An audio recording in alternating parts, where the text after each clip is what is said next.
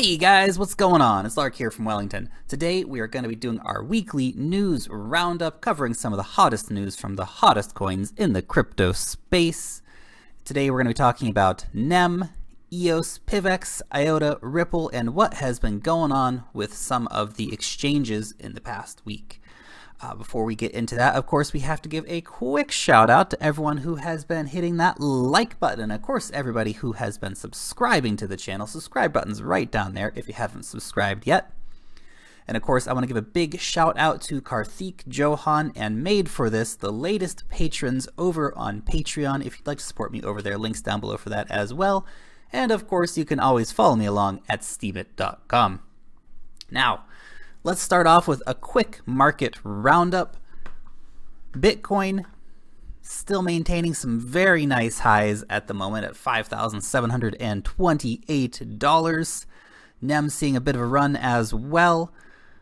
Some real movers in the space though. Obviously it was a good week for Stellar Lumens, but it has retracted significantly on the big gains that it made. Walton Coin heading back up over the $7 mark, seeing consistent growth.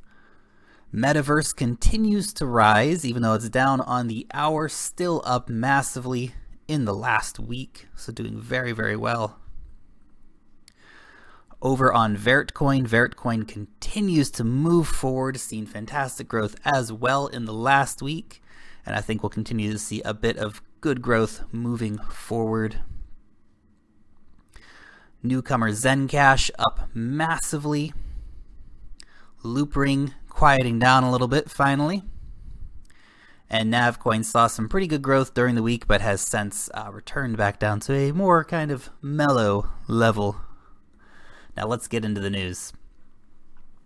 NEM Foundation partners with Metaps Plus, Zem to be listed on CoinRoom.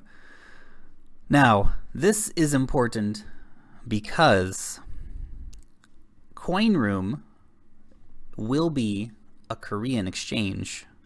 And so it will be the first Korean exchange to list Zem. And you guys know what happens to coins when they get listed over on Korean exchanges. We've seen this happen time and time again. So if the Koreans can finally get their hands on some Zem quite easily, watch out, guys. Watch out. That could be a really big partnership for them. Of course, just really getting them into a good market. Also, NEM has integrated with Shapeshift.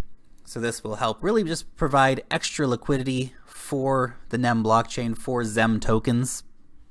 Again, the more you can get it out there, the more it goes around, the more people pick it up, the more people buy it, the higher the demand goes. You guys know how it works. So that's really good news to see. New ICO Q chain is also going to be using the NEM blockchain.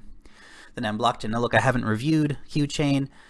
I'm definitely not promoting them or anything at this point. So I just wanted to point this out that NEM continues to get new ICO projects, new companies coming to their team.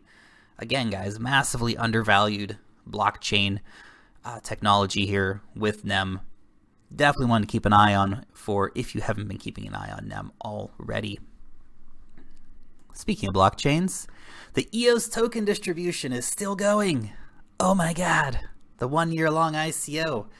It's either absolute genius or absolute craziness. Haven't decided yet. But nevertheless, Dan the Man has come out in the past few days and said they are now targeting sub-second latency in EOS. What the heck does that mean, Lark? They're trying to get the half-second blocks. So it's going to be the fastest blockchain going. That's pretty impressive. Pretty impressive, of course, if they can pull it off. Of course, Dan here is something of a genius in this tech space, so if anybody can pull it off, I feel like Dan and his team can, so keep an eye out for this one, guys. EOS, of course, now down to about 50 cents per coin. Pretty gosh darn good price. Will we see it go lower? Well, there's still another 400 and some million tokens to come out. That's a pretty substantial amount of coinage still to come into the marketplace here, guys. But if we look at the overall market cap right now on EOS, remember, EOS hasn't even really done anything yet. They're still developing. They're still just, running on promises at this point, $236 million market cap. Even with those extra tokens that come out,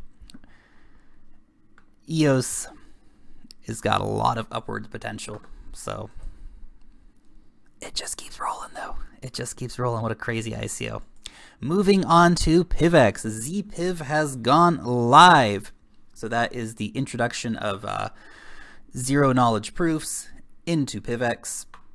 Now that hasn't gone off without a hitch completely, unfortunately. There have been some little hiccups, as they say, and a wallet 3.0.2 has been released, so go and update your wallet, guys. If you have PIVX, go and check it out. But they say please avoid spending any PIVX over the next 24 hours so that they can make sure everything is working okay. Because you don't want to lose your PIVX, that is for gosh darn sure. And this was announced a while ago that they were going to be, but it's now live. You can now store your PIVX on your ledger. Fantastico. That's amazing. That is amazing. Of course, if you don't have a ledger yet, go grab yourselves one, guys. You got to be getting, you know, your coins stored in the safest place possible. And if you just have them sitting around on your computer, it's not the safest place possible. So go check that out, guys. Speaking of forking and adding things to your coin, the guys over at Ethereum have successfully forked Ethereum this week. And of course, here is Vitalik and a few of his team forking in his kitchen, because that's where the $30 billion blockchain development takes place, in Vitalik's kitchen. I love this guy. I love this guy. Seriously, Vitalik's going to be one of these characters in the future. You know, he will be a Bill Gates, Elon Musk kind of character, and he already kind of is, but imagine him in 10, 20 years. He'll still be running around in unicorn shirts, just being a total eccentric billionaire. I love it.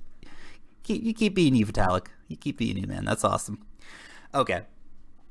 Over in IOTA land, IOTA is opening up an office in Chicago, which is fantastic. Looking at opening up their next office in Shanghai. Now that is not confirmed, of course, but that is what they are looking at doing. So very exciting stuff here to see IOTA really expanding its reach. And again, still such early days for IOTA. They have got a partnership with a company called SnapAsk. So this is a company that lets students ask tutors questions, and they will get paid in IOTA. So that's pretty cool. That's pretty cool. Of course, they are attracted by the zero fees, because why wouldn't you be attracted by zero fees? And of course, the team over at IOTA has been expanding. We can welcome John Mattinson to the IOTA team. And of course, we can also welcome Samuel Reed to the IOTA team. Now, team hires may not sound super exciting to you guys. Lisk is also doing some team hiring. But this really just shows that they are continuing to invest in their project. IOTA is not going anywhere. I know there was some FUD a few weeks ago when, you know, they said, well, there's some potential holes here, and IOTA's doing just fine, guys. IOTA's doing just fine. Ripple, Ripple, Ripple. They had the Swell conference, and as the title says here, no swell for Ripple. Price sinks as conference passes without bullish news for XRP. Now look, it's been a pretty tough few weeks here for Ripple. You know, I think we had a slight sense of exuberance for Ripple going into that conference. However, the reality is that the conference happened and down it went. So look, Ripple, it's been a pretty tough ride for it for the past few weeks, for past few months actually, for the hodlers of Ripple. But if you believe in that project, and if you think that, you know, the big banks are going to adopt this, well, you just keep your eyes on it. Keep hodling that, guys. News like this should give you a bit of reassurance. The Gates Foundation taps Ripple to develop mobile payments services.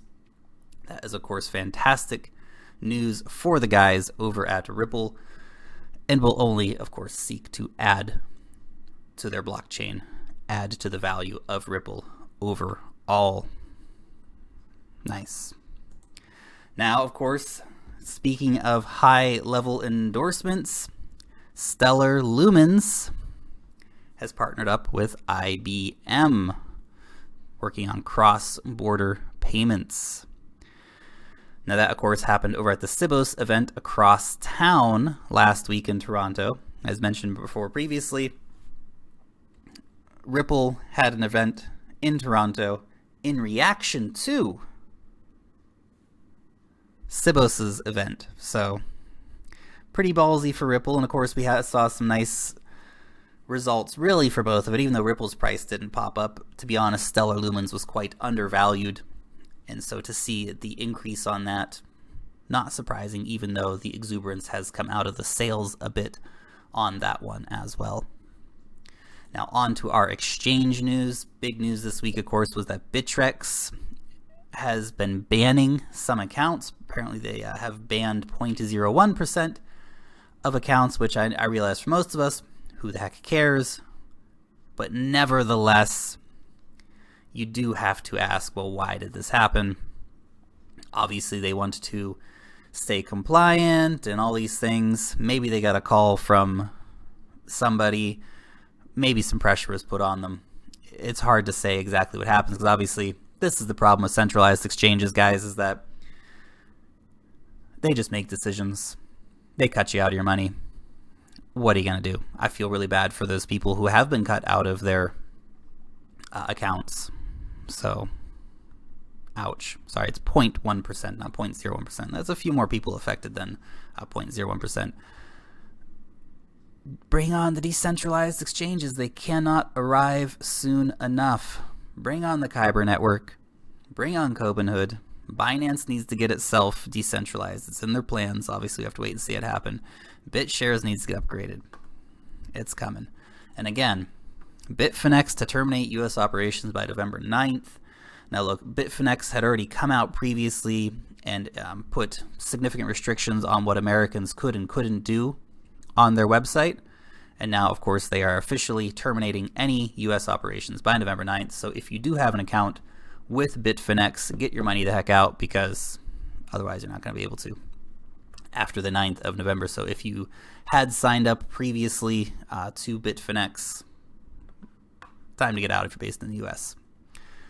And finally, in exchange news, BitSpark is switching to BitShares for remittances. So BitSpark is a Hong Kong-based company.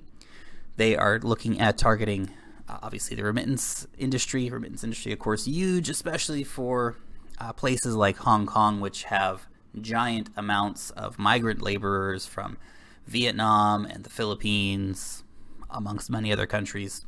So actually looking at using BitShares to help expedite that process, and of course to keep fees low, because if you're sending Bitcoin, the fees can be really high, as we know, whereas BitShares fees are stupidly low. Actually, still have fees, but stupidly low fees that are so low you kind of don't really care. So that's a good thing for BitShares. BitShares still needs to innovate a bit in order to get itself back up off its feet. It has taken a bit of a beating recently, but still a fantastic project if they can innovate.